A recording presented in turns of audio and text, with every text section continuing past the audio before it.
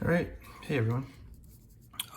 So today's lecture is going to cover section 5.3, enthalpy. As usual, I'll put up both the notes with nothing on them and then the copy of this with stuff written in already. Okay, so enthalpy obviously deals with transfer of heat and stuff. That's the thermodynamics in the chapter. Chemical changes may involve release or absorption of heat, which we already know.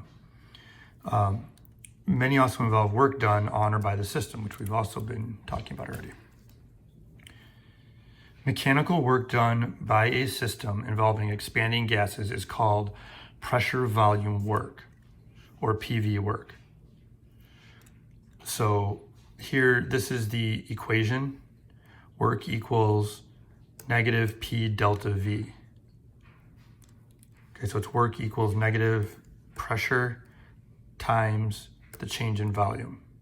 Okay, change in volume is calculated by taking, as with all the other change in things, the final volume minus the initial volume.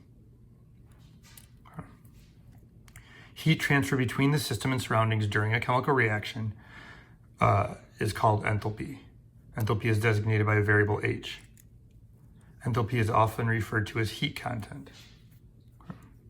So they talk about measuring change in enthalpy. So we've got change in enthalpy here, delta H. You take the final enthalpy and minus the initial, just like every other one. Okay, now, down here, this looks a little crazy, but here's what I did. So here is just the variables. Q sub P is heat energy at constant pressure.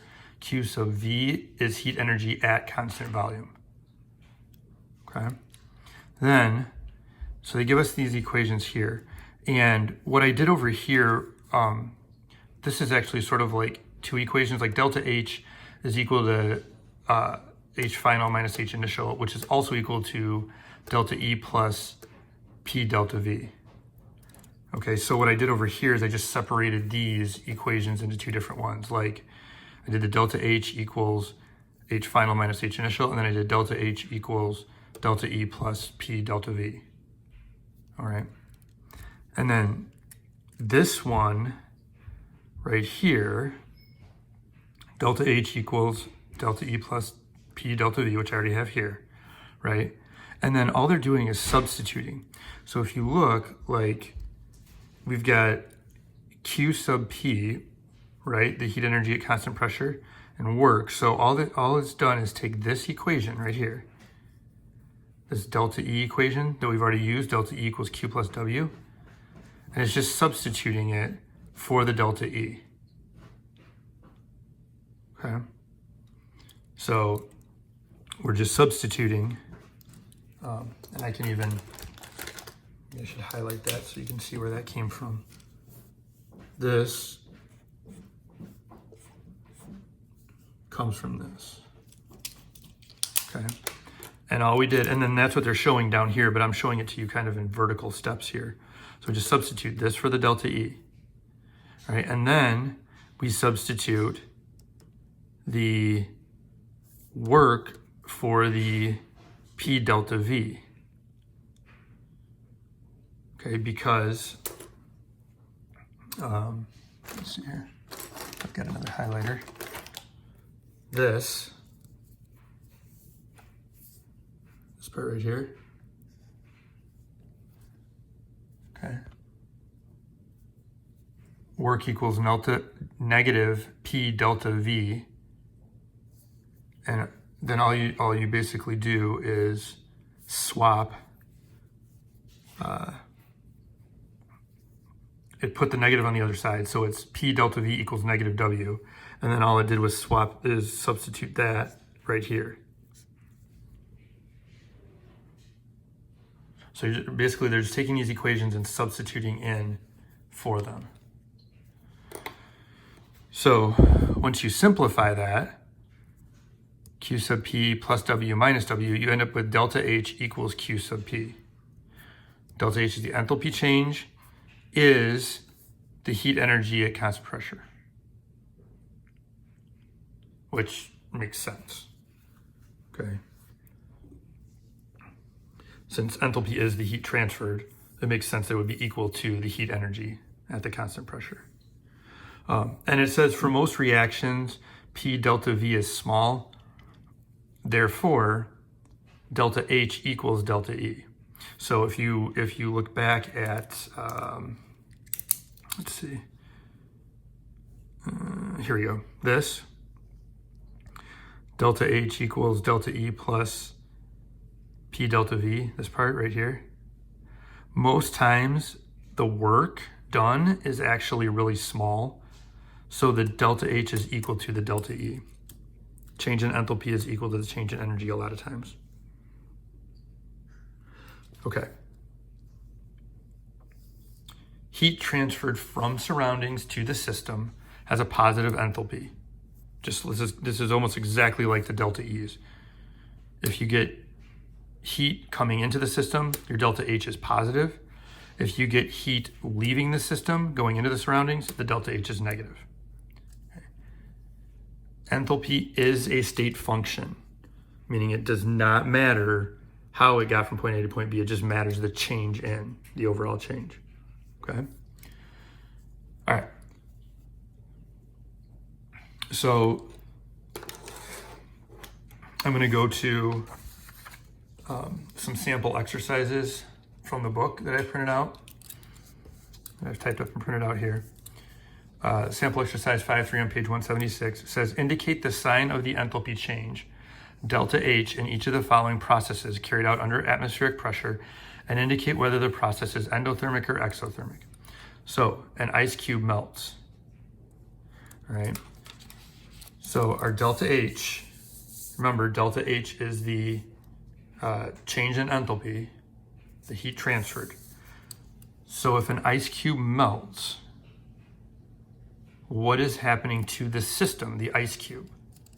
Heating up, right? So that means in this case, our delta H, so since ice cube heats up, the delta H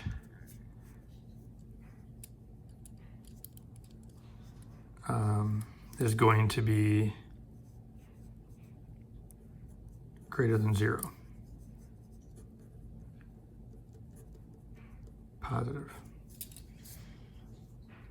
Okay. Whether the process is endothermic or exothermic. Okay, we think about ice cubes as being cold, right? But so a lot of times people think, well, it doesn't have heat, right? Well, no, what's happening is as it melts, it's gaining heat, right? So, and since it gains heat,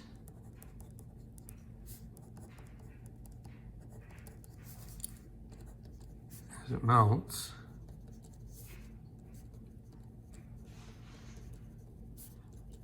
process is endothermic.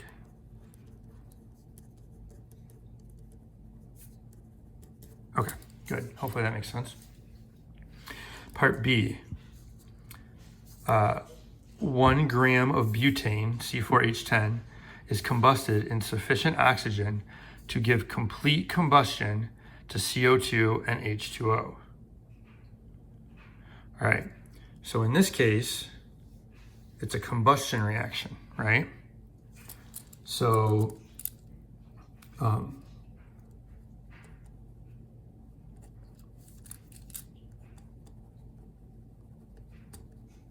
because the combustion reaction,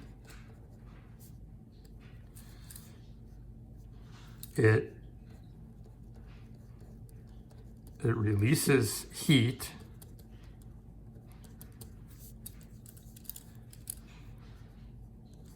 so your delta H is going to be less than 0 or negative.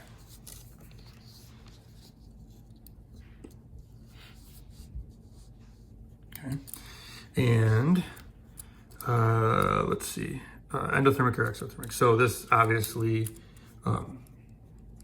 and will be exothermic because it's heat is exiting. Okay. All right. Let's go to the second part of the notes here. A closer look at energy, enthalpy, and PV work. All right, so for this, really it's everything in here is our equations they've already done. All they're doing is giving you some other stuff, like they're sort of like almost like integrating algebra into this, like doing with like area. So like they give us an equation. They give us an equation for area here of a cross section. But they don't give us an equation for it. They designate a variable for it, I mean. And then they say, they give this pressure equals force divided by area on the gas inside the cylinder. Okay. Volume of gas expanding through change in volume while the piston moves a height, delta H. So here they're talking about the change in height between the final height and the initial height. Okay. The magnitude of work done. So essentially what they've done here, it's kind of, I don't know if you can kind of follow. So basically the work is going to be the force times the change in height, okay, which is equal to, and so what they've done over here, okay, all right, so I don't know if you can follow this. But what they've done here is they've changed this equation, this pressure equation here, to be pressure equals, all they've done is move the area to the other side. So it's pressure times area equals force. Okay, and then what they did is then they substituted the pressure times the area for the force in this equation right here. Okay, and then what they did the last part here is they substituted the delta V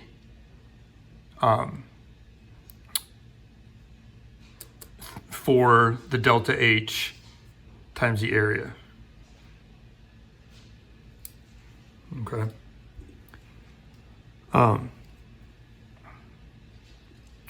So they're just moving the equation around. I'll walk you guys through some examples if you need it. I don't even know if we need all of that. Not in that way, I don't think. Since the work being done by the system on the surroundings, work equals negative P delta V. Oh, I know what this is. Sorry, it took me a second. Since work is being done by the system on the surroundings, this shows work being done, so the work is negative. Since work is being done by the system on the surroundings, it will be negative. Because the system is losing energy, right? So that's where the negative in front of this comes from. That's why it's there. Okay. All right. Let's see. Using the first law of thermodynamics, we get this. All this is, so the first law of thermodynamics showed us that delta E is Q plus W, right? We were using that. All they've done is swap in the negative P delta V for the W. All right. Blah, blah, blah, rest of the stuff. All right, let me go through another sample exercise with you guys here. Okay, so this is from page 177. It's sample exercise 5.3, or practice exercise, sorry. So, suppose we can find 1 gram of butane and sufficient oxygen to completely combust it in a cylinder as shown below. I did not draw the cylinder yet. The cylinder is just...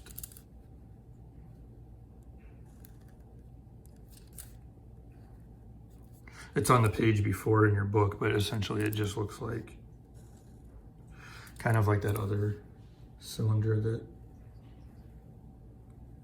they had drawn for us. Okay.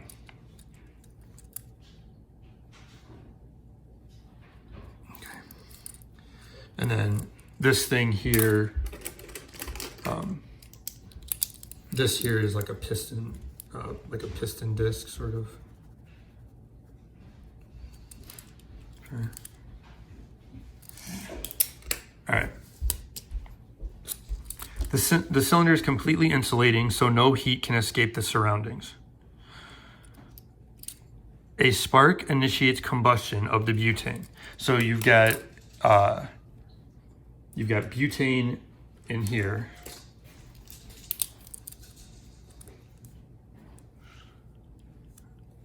The butane.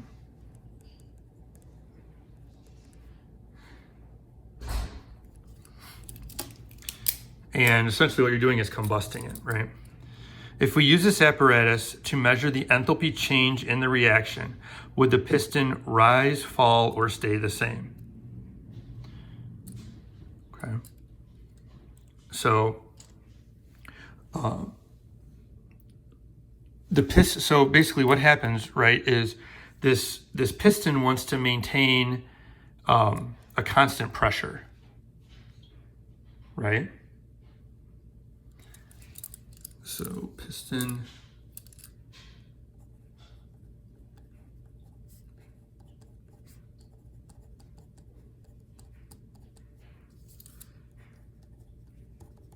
constant pressure. I'm just writing this down so you guys can kind of see the logic through it. Like obviously you wouldn't have to write all this for the answer. They're just asking what would happen to it, but so no heat. So right. So essentially what you have, and I think you probably already know this from common sense, but the idea of if we're doing the enthalpy change or the change in heat, since no heat can escape, what's going to happen is in order to maintain constant pressure, you're going to have a combustion, right? So a release. It's going to be combusting and releasing energy. So the expansion of the gases is going to cause the piston to, as it combusts and expands, the gas is going to push on the piston.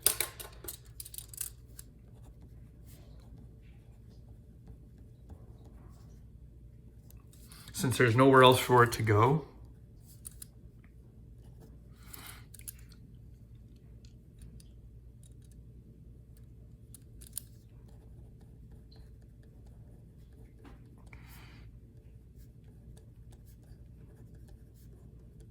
expand, piston will rise. Okay. All right. So that is it for this. If you guys have trouble on any of the problems or anything, let me know. I'm going to keep putting up sort of like answers to the homework so you guys can check it out and make sure you know what you're doing. But please, if you guys get confused on anything, let me know. Either remind, text me, usually the easiest. You can message me too, but good luck.